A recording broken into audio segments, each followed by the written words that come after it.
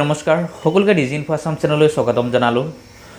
ইতিমধ্যে ৰাজহুৱা যিসমূহ অনুষ্ঠান আছিলে বা যিসমূহ চৰকাৰী বা বেচৰকাৰী অনুষ্ঠানসমূহ আছে, যদি আপোনালোকে এতিয়াও মেধি পট্টাৰ কাৰণে আবেদন কৰা নাই, তেতিয়াহ'লে আপোনালোকে এই বসুন্ধৰা 3.0ৰ জৰিয়তে আপোনালোকে আবেদন কৰিব পাৰে। কাৰণ যিসমূহ মাটি ইতিমধ্যে মেধি পট্টা দিব চৰকাৰে যাৰ কাৰণে ঘোষণা কৰিছিলে যে বসুন্ধৰা 3.0ৰ জৰিয়তে আপোনালোকে আবেদন কৰিব লাগে।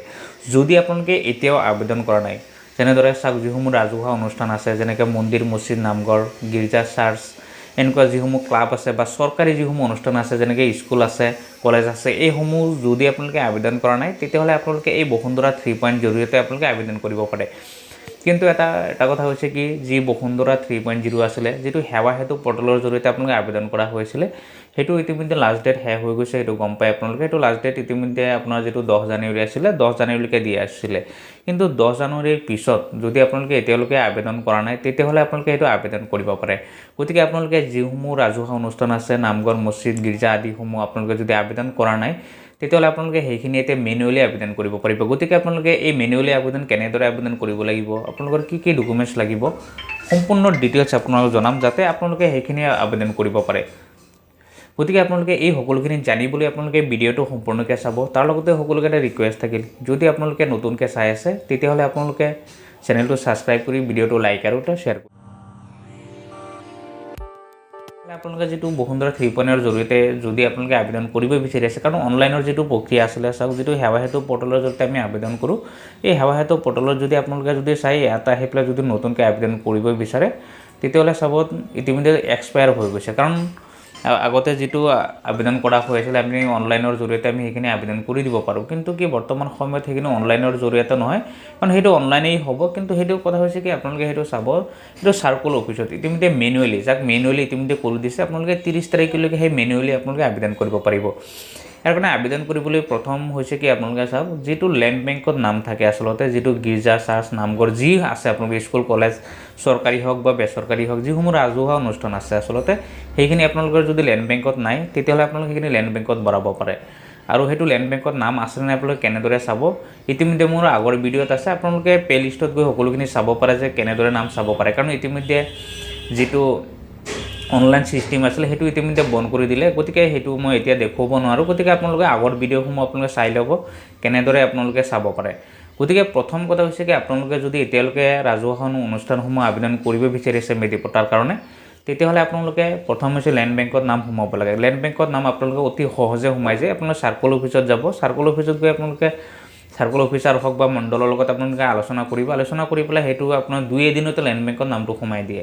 গতিকে 2-1 দিন পিছতে আপোনালোকে সেইটো আবেদন কৰিব পাৰে। এতিয়া আবেদন কৰিবলৈ চাওক, প্ৰথম হৈছে কি, আপোনালোকৰ যিসমূহ বেচৰকাৰী অনুষ্ঠান থাকে, যিসমূহ চাওক চৰকাৰী নহয়, যেনেদৰে ধৰক নামঘৰ, গীৰ্জা, মন্দিৰ, মছজিদ এইবিলাক আছে, সেইবিলাক আপোনালোকে আবেদন কৰিব পাৰে। সেইখিনি আবেদন কৰিবলৈ চাওক, প্ৰথম ডকুমেণ্টছটো হৈছে কি, যিটো প্ৰেচিডেণ্ট বা ছেক্ৰেটাৰী থাকে, প্ৰেচিডেণ্ট বা ছেক্ৰেটাৰী চাওক তেওঁলোকৰ যি আইডেণ্টিটি কাৰ্ড থাকে, প্ৰথম হৈছে তেওঁলোকৰ আধাৰ কাৰ্ড বা পান কাৰ্ড, এই দুটা ডকুমেণ্টছ তেওঁলোকৰ লাগিব।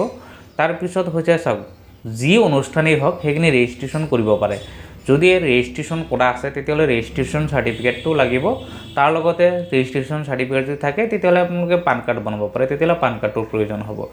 আপোনালোকে এইখিনি ডকুমেণ্টছ লাগিব। তাৰপিছত যদি আপোনালোকৰ ৰেজিষ্ট্ৰেশ্যন নাই, তেতিয়াহ'লে আপোনালোকৰ যিটো কমিটি থাকে, যিটো নামঘৰ হওক, মছজিদ হওক, গীৰ্জা হওক, এইসমূহৰ যিটো কমিটি থাকে, কমিটি এটা প্ৰচিডিং বুক থাকে, আপোনালোকে এই প্ৰচিডিং বুক হ'লেও আপোনালোকে জমা দিব লাগিব, লগত এইখিনি আপোনালোকে দিব লাগিব। যদি ৰেজিষ্ট্ৰেশ্যন থাকে, তেতিয়াহ'লে আপোনালোকে ৰেজিষ্ট্ৰেশ্যন চাৰ্টিফিকেট দিলে, পান কাৰ্ড দিলে, প্ৰচিডিং বুক দিলে, তাৰ লগতে প্ৰেচিডেণ্ট ছেক্ৰেটাৰী বাকী যিখিনি ডকুমেণ্টছ বিচাৰি আছে, আপোনালোকে সেই ডকুমেণ্টছখিনি দিব। তাৰ লগতে যদি খাজনা ৰচিদটো দিয়া হৈ আছে, আগৰ পৰা যদি আপোনালোকে খাজনা দি আছিলে, তেতিয়াহ'লে খাজনা ৰচিদটো দিব। সেইদৰে আপোনালোকে গাঁওবুঢ়াৰ চাৰ্টিফিকেটো দিব পাৰে যে এইটো অনুষ্ঠান ইমান বছৰ ধৰি ইয়াত আছিলে, সেইটো আমাৰ ৰাজহুৱা অনুষ্ঠান হয়, সেইবুলি গাঁওবুঢ়াৰ পৰা চাৰ্টিফিকেটো ল'ব পাৰে।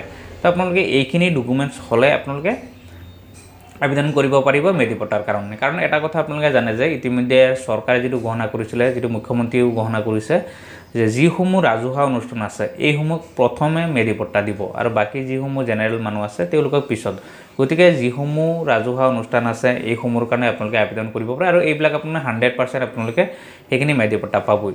সেইদৰে চাওক, যদি চৰকাৰী অনুষ্ঠান হয়, যেনেদৰে স্কুল আছে, আপোনালোকে স্কুলৰ কাৰণে যদি আবেদন কৰিব বিচাৰে, তেতিয়াহ'লে ছেইম আপোনালোকে সেইদৰে প্ৰেচিডেণ্ট বা ছেক্ৰেটাৰীৰ ডকুমেণ্টছ লাগিব, তেওঁৰ অফিচিয়েল আইডেণ্টি কাৰ্ড এখন লাগে, তাৰ লগত আধাৰ কাৰ্ড বা পান কাৰ্ড লাগিবই কম্পালসৰি প্ৰথম লগইন কৰোঁতে তেওঁলোকে সেইটো ডকুমেণ্টছ লাগে কাৰণ এতিয়া যেহেতু লগইন কৰিব নালাগে সেইটো অফিচিয়েলি কাম হ'ব গতিকে সেই ডকুমেণ্টছখিনি লগত দিব লাগিব যেনে ধৰক আধাৰ কাৰ্ড পান কাৰ্ড হওক প্ৰেচিডেন্ট সেক্ৰেটাৰী তাৰ লগতে যেটো লেটাৰ থাকে অফিচিয়েল লেটাৰ যেটো থাকে স্কুলৰ এই অফিচিয়েল লেটাৰটো লাগিব তাৰ লগতে যে অফিচিয়েল আইডেন্টি কাৰ্ড থাকে যেনেকৈ হেড মাস্টাৰ থাকে হেড মাস্টাৰৰ official letter official identity card থাকে তোৰ আধাৰ কাৰ্ড পান কাৰ্ড থাকে সেইদৰে সব স্কুলৰ যেটো ৰেজিষ্ট্ৰেচন সাৰ্টিফিকেট থাকে ৰেজিষ্ট্ৰেচন সাৰ্টিফিকেট থাকাৰ পিছত বহুত স্কুলত তেওঁলোকৰ পান কাৰ্ড বনাব পাৰে আৰু সেই পান কাৰ্ডটো লগত দিব লাগিব কাৰণ গভৰ্ণমেণ্ট যেটো স্কুল থাকে গভৰ্ণমেণ্ট স্কুলৰ আপোনাৰ অফিচিয়েল যেটো লেটাৰ হেটো কম্পালসৰি লাগিবই তাৰ লগতে যে প্ৰেচিডেন্ট সেক্ৰেটাৰী ডকুমেণ্টছ আছে সেইখিনি দিব আৰু আগৰ পৰা যদি খাজনা দি আছিল খাজনা ৰচিদ দিব